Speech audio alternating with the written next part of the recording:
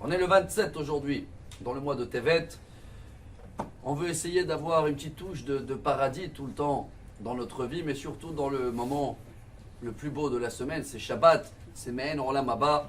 Vous savez que dans les Maximes des Pères, on apprend qu'une des choses qui sont créées juste avant la rentrée de Shabbat, Be'erev Shabbat Ben Hashmashot, il y a une liste. Et il y a là-bas le bâton, Hamaté, le bâton de Moshe Rabbeinu. On va essayer en 3 minutes comprendre un petit peu sur un pied l'histoire de ce bâton. Peut-être on va avoir le temps de le développer Shabbat parce que je le trouve extraordinaire. Et de comprendre que ce bâton-là, c'est le seul souvenir que Adam Arishon, déjà Adam, il avait pris avec lui quand il a été viré, sorti de Gan Eden. Le Midrash, il y a le coup de Shimoni, il amène l'histoire du bâton, très vite. Adam, quand il est sorti, il a dit, allez, au moins je prends le bâton, comme ça j'ai une touche dans la main de Gan Eden.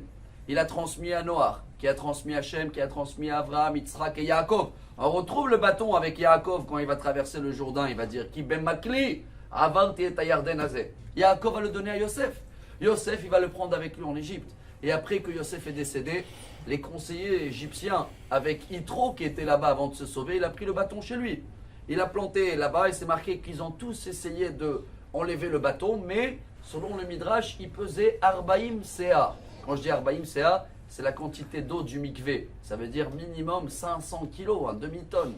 Et personne n'a pu enlever ce bâton jusqu'à qu'il est arrivé Moshe. Et quand il a vu Moshe avec le bâton, il a dit, ah, c'est lui qui va se marier avec ma fille Tzipora. Et c'est ce bâton-là que Moshe Rabbeinu dans la paracha de cette semaine. Et pendant tous les 40 ans d'Égypte, il va prendre ce bâton-là, il va faire passer le peuple d'Israël, sortir d'Égypte, rentrer en Israël, et après ça va être transmis de père en fils jusqu'à le roi David. C'est quoi l'histoire de ce bâton, Rabotai? Ce bâton, il a été créé dans le moment le plus stress de la semaine, juste avant la rentrée de Shabbat.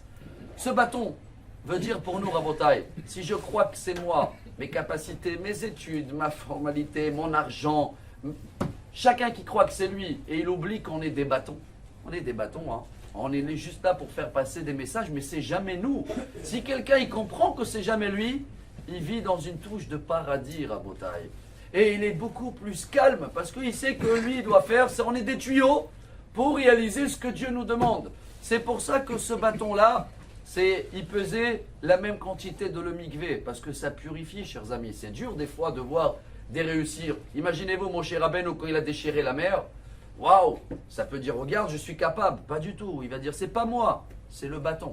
Moi, je suis juste un messager de Dieu. Alors, si on arrive à vivre avec ce message-là, qu'on n'est que des bâtons, Rabotai, on a le paradis dans la main. Et on s'inquiète beaucoup moins sur le sujet important, santé, parnassa, éducation des enfants, marier les enfants. Si je comprends que je suis le bâton de Dieu, tu vas faire le devoir, moi je suis là pour le réaliser. Eh bien, on a une touche de paradis dans notre main, ça nous purifie et on a besoin de ce message du bâton, surtout dans les moments les plus stress de la semaine. C'est pour ça qu'il a été créé juste avant la rentrée de Shabbat Shalom.